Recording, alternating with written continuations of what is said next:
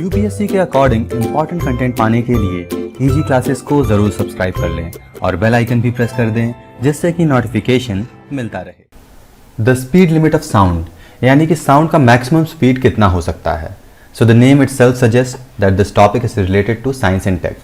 So I welcome you all to expert guidance video classes which is India's most credible institute for IAS। आपके पास किसी भी तरीके का query हो, चाहे वो एडमिशन से रिलेटेड हो या फिर हमारे पास क्या क्या सर्विसेज हैं ऑनलाइन और ऑफलाइन दोनों मोड में, हमारा फीस स्ट्रक्चर क्या है, you can call us on the number 8920345787 या फिर आप हमारे वेबसाइट www.egclasses.com पर जाकर पूरी इन्फॉर्मेशन ले सकते हैं। Okay, so let's start today's topic which is science and tech और ये साउंड से रिलेटेड है। तो रिसेंटली क्या हुआ, साइंटिस्ट ने या फिर फिजिस्ट ने साउंड का जो अपर लिमिट हो सकता है स्पीड का वो पता कर लिया। अभी तक हमारे पास जो स्पीड का इन्फॉर्मेशन था, साउंड का जो मैक्सिमम स्पीड हो सकता था, उससे ज़्यादा निकाल लिया गया है साउंड का स्पीड। कहाँ पर? सॉलिड और लिक्विड में। सॉलिड और लिक्विड क्या है? मीडियम है जिसमें साउंड ट्रैवल कर सकता है। Okay, so now the question arises, what is speed of sound. तो प्रेजेंट में हमारे पास जो आंसर था वो है 343 मीटर पर सेकेंड। कुछ बुक्स में 340 मीटर पर सेकेंड दिया होता है, लेकिन ये मतलब 343 एक एक्सेप्टेबल स्पीड ऑफ साउंड है अभी तक के लिए।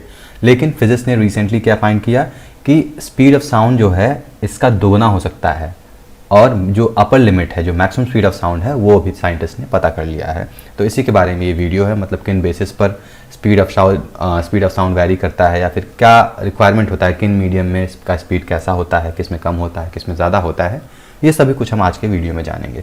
लेकिन उससे पहले अगर आपको सिंपल टर्म्स में समझना हो स्पीड ऑफ साउंड क्या होता है, तो सिंपल सी बात है, यहाँ पर एक देखिए सोर्स ऑफ साउंड है। ये सोर्स ऑफ साउंड क्या हो सकता है?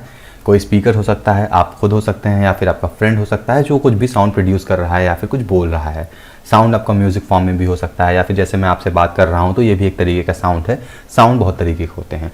तो ये एक सोर्स हो गया या फिर सेंडर हो गया, ये डेस्टिनेशन या फिर एक रिसीवर हो गया। अब इनके बीच में कुछ डिस्टेंस तो रहेगा ही।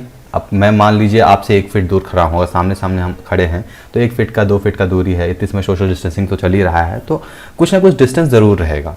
तो सोर्स से साउंड रिसीवर या फिर डेस्टिनेशन तक पहुंचने में कितना टाइम लगा रहा है, वही हमारा स्पीड हो जाता है। स्पीड का फॉर्मूला सिंपल टर्म में आप जानते ही हैं, मैथ्स में आपने पढ़ा होगा या फिर फिजिक्स में भी पढ़ाया गया है। Speed is equal to distance upon time, मतलब कि डिस्टेंस कवर करने में कितना टाइम लग रहा है उसी को हम स्पीड कह देते हैं। इवन यूनिट में हमने देखा ना, अभी लास्ट स्लाइड में हमने देखा स्पीड किस में लिखा है, मीटर पर सेकेंड में। मीटर क्या है? ये है आपका डिस्टेंस जो कि मीटर में मेजर किया जा रहा है, और टाइम सेकंड्स में यहाँ पर मेजर किया जा रहा है। ओके, तो स्पीड ऑफ साउंड का सिंपल सा मतलब यही होता है। तो आगे हम देखते हैं स्पीड ऑफ साउंड्स डिपेंड किस पे करता है। तो ये टोटली डिपेंड करता है मीडियम पे जिसमें ये ट्रैवल कर रहा हो।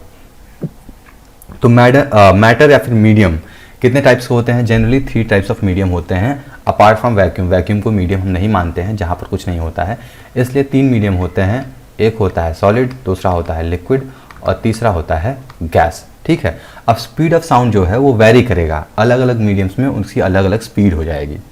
यहाँ पर मैं आपको थोड़ा सा एक और इमेज दिखा देता हूँ, सॉलिड लिक्विड गैस। यहाँ पर ये मॉलिक्यूलर क्लोज पैकिंग दिखाई गई है। फिजिक्स का सबसे बेसिक कॉन्सेप्ट है। फिजिक्स में आपको सॉलिड लिक्विड गैस में मॉलिक्यूल्स कितने क्लोजली पैक्ड होते हैं वो बताया जाता है। तो आप बहुत सिंपल सा टर्म है, ये आप जानते ही होंगे। सॉलिड में जो है मॉलिक्यूल्स जो है एक दूसरे के पास ज़्यादा रहते हैं। लिक्विड्स में थोड़ा स्पेसिंग बढ़ जाती है, इंटरमॉलिक्यूलर स्पेसेस बढ़ जाते हैं। वही गैसेस में सबसे ज़्यादा होता है इंटरमॉलिक्यूलर स्पेसेस।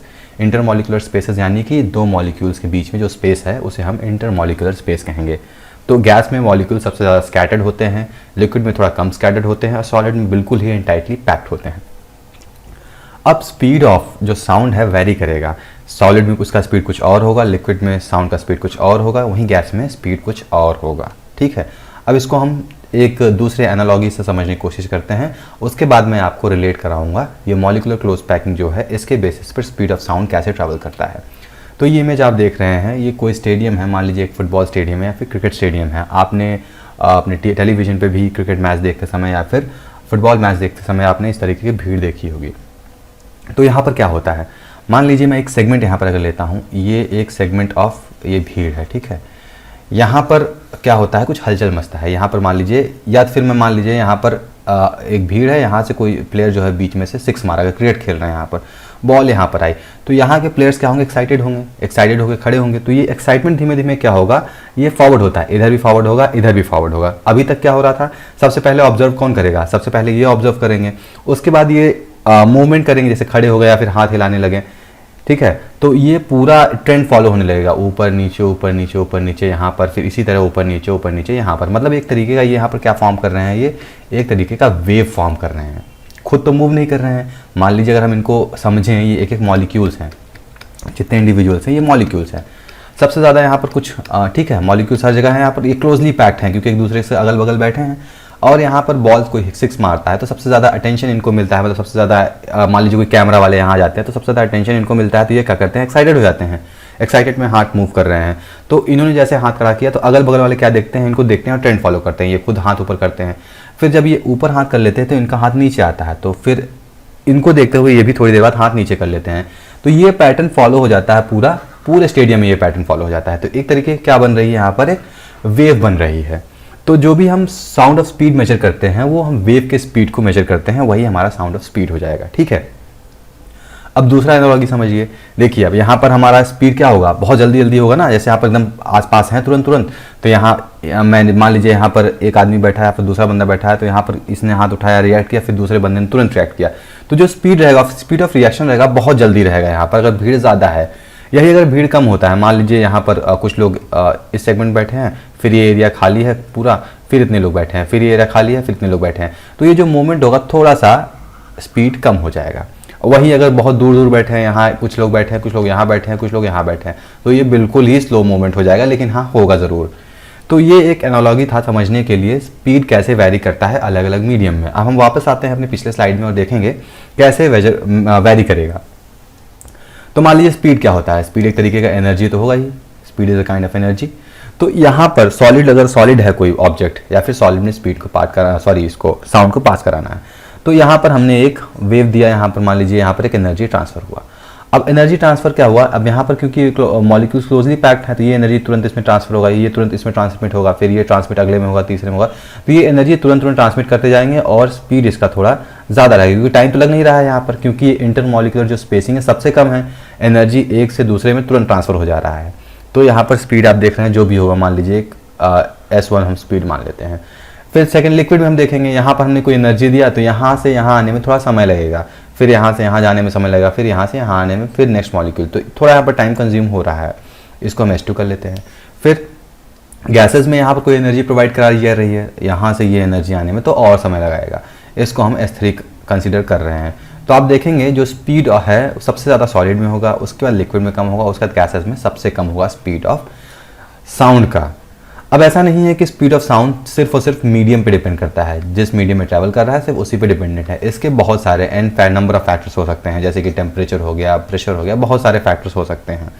लेकिन अभी जो फिलहाल में साइंटिस्ट ने निकाला है वो 2 स्टैंडर्ड पैटर्न या फिर 2 स्टैंडर्ड पैरामीटर निकाला है, जिसके बेसिस पर स्पीड ऑफ साउंड वेरी करता है। ओके, सो ये तो हमने समझ लिया था। अब यहाँ पर जैसा कि मैंने बताया, सॉलिड में सबसे ज़्यादा स्पीड होता है, गैसेस में साउंड का स्पीड सबसे कम होता है, और लिक्विड में थोड़ा मिड रेंज में होता है, मतलब सॉलिड से थोड़ा कम रहेगा, गैसेस से थोड़ा ज़्यादा रहेगा, जैसा कि हमने उस मॉलिक्यूलर स्ट्रक्चर ऑफ मैटर्स में या फिर मीडियम्स में समझा। ठीक है, अब टेम्परेचर के साथ साथ कॉम्पोजिशन, जैसे कि क्या होता है, आइडियल गैसेस होते हैं, कुछ गैसेस आइडियल होते हैं, नियॉन, क्रिप्टॉन, ये सब आइडियल गैसेस होते हैं ना। तो इन गैसेस में जो स्पीड ऑफ साउंड रहेगा वो जो होगा वो टेम्परेचर और गैस के कॉम्पोजिशन पे डिपेंड करेगा। ठीक है, देखिए एक गैस से दूसरे गैस में जो स्पीड रहेगा वो वेरी करेगा, और जो आइडियल गैस रहेंगे उनमें स्पीड उनके कॉम्पोजिशन और टेम्परेचर पे वेरी करेगा। बाकी सब मीडियम के लिए आपका टेम्परेचर, प्रेशर, बहुत सारे फैक्टर्स एलिजिबल हो जाते हैं। अभी तक जो सबसे अपर हैंड ऑफ स्पीड था वो वैक्यूम में पता किया गया था। ठीक है, वैक्यूम में तो खैर अपर हैंड होगा ही, क्योंकि वहाँ पर कोई फ्रिक्शन नहीं है, कुछ नहीं है, कुछ है ही नहीं, तो वहाँ पर स्पीड सबसे ज़्यादा होता है। लेकिन मीडियम में जिसमें हम स्पीड को मेजर कर सकते हैं, उसमें जो मैक्सिमम स्पीड है उसको मेजर करने के लिए साइंटिस्ट ने अभी 2 फंडामेंटल कंडीशन निकाले हैं। क्या निकाले हैं? 2 फंडामेंटल कंडीशन। किसने? जो साइंटिस्ट ने अभी हमने पढ़ा ना फिजिक्स से, जो उन्होंने ही 2 फंडामेंटल कंडीशन निकाले हैं जिसके बेसिस पर स्पीड ऑफ साउंड को मेजर किया जा सकता है। फाइन, तो वो क्या क्या है? पहला तो है फाइन स्ट्रक्चर कांस्टेंट, ये पहला है, और दूसरा है proton two electron mass ratio. देखिए मैं यहाँ पर बहुत ज़्यादा डिटेल में नहीं जा रहा हूँ इनके मतलब को समझाने के लिए, but these are the two constant on which speed of sound is measured at present. Sorry, लो अभी जो स्पीड मेजर किया गया है वो है twice of what has been measured till date. अभी तक जो भी स्पीड मेजर किया गया था वो था मान लीजिए 18 किलोमीटर पर सेकंड का स्पीड था, और अभी जो मेजर किया गया है वो है 36 किलोमीटर पर सेकंड। ये है maximum speed of sound measure till date. Okay, अब हम ये मेजर क्यों कर रहे हैं आखिर में? स्पीड ऑफ साउंड को मेजर करने की ज़रूरत ही क्या है, क्या रिक्वायरमेंट है? तो ये अकॉस्टिक इंजीनियर से होते हैं, अकॉस्टिक इंजीनियर होते हैं, वो देखते हैं अलग अलग मीडियम में स्पीड ऑफ साउंड क्या होगा।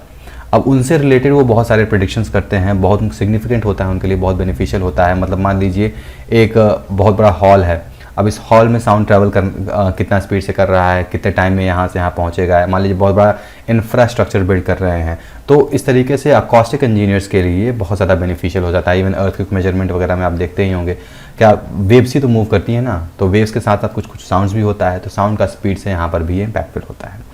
तो ये कुल था आज के वीडियो में। आई होप आपको स्पीड ऑफ साउंड कैसे मेजर करते हैं, मैटर 3 टाइप के होते हैं ये आप सबको पता है, और इसमें साउंड कैसे मेजर किया जाता है, मतलब साउंड कैसे ट्रैवल करता है और हम कैसे मेजर करते हैं। So we generally measure the wave of the sound that tends to call us the speed of sound. Okay, so that's all for today's video. I hope आपको समझ में आ गई हैं सारी बातें। Still if you have any doubt you can always ask in the comment box.